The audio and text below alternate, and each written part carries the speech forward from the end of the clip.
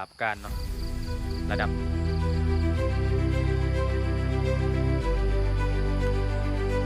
เริ่มแข่งยังอีกประมาณเอาสบายดีเนาะทักทายสบายดีพ่อแม่พี่น้องเมื่อทุกคนเนาะมื้อนี้สิพาทุกคนมาเบิ่งน้ำเนาะระดับน้ำเซกองเนาะทุกคนเอ้ยเขตสนามไซเนาะยานมีความเสี่ยงอยู่ว่าสิเกิดน้ำท่วมเนาะเพราะว่าผ่านมาก็เคยท่วมมาแล้วเนาะวันนี้เทื่อนี้อาจจะเป็นเทื่อที่2ที่3ก็ว่าได้เนาะมาทุกคนไปเบิ่งนำกันเลยว่าอู้ระดับน้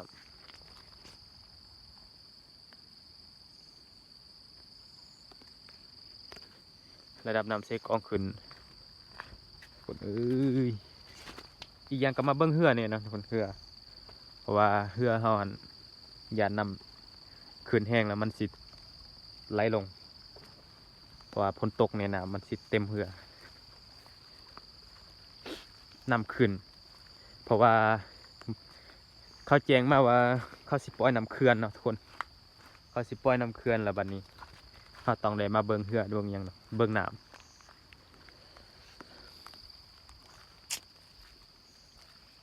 โอ้เสียงที่จะเกิดน้ำท่วมเนาะทุกคน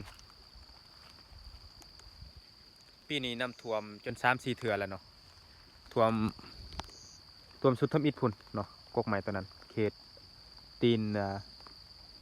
ฝั่งนี่เต็มหมดเลยท่วมฮอดส่วนอันนั้นนะส่วนอ้อยเนาะที่จริงแล้วเขตนี่สูงเลยเป็นเขตสูงนะแต่ว่าน้ำเซเนื่องจากน้ำเซเนาะมันมีเขื่อนเฉพาะเซกะมานเป็น3 เขื่อนเนาะก็เลยมีความเสี่ยงที่จะเกิดน้ำท่วมหายแห้งเนาะ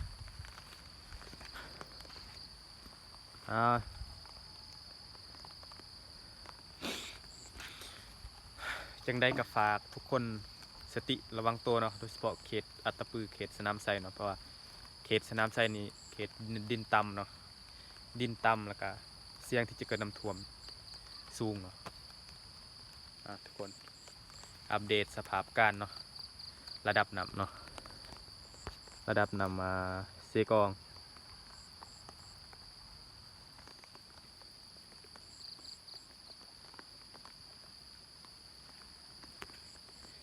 เลิกแข่งเนาะคน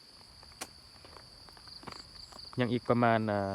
4 เมตรนี้เกิดสิท่วมละ4 เมตรนี้ขั้นนำเพราะว่าถ้าหากว่าฝนตกประมาณอีก2 มื้อเนาะ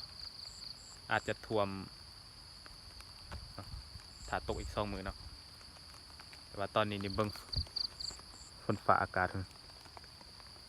มีความเสี่ยงที่จะเกิดน้ำท่วมอยู่เนาะทุกคนเอาฝากพี่น้องอยู่ไกลเนาะมีสติระวังตัวเนาะฝากพี่น้องทางภายในและต่างประเทศเนาะติดตามเบิ่งซอยกันเนาะทุกคนเนาะขอบใจ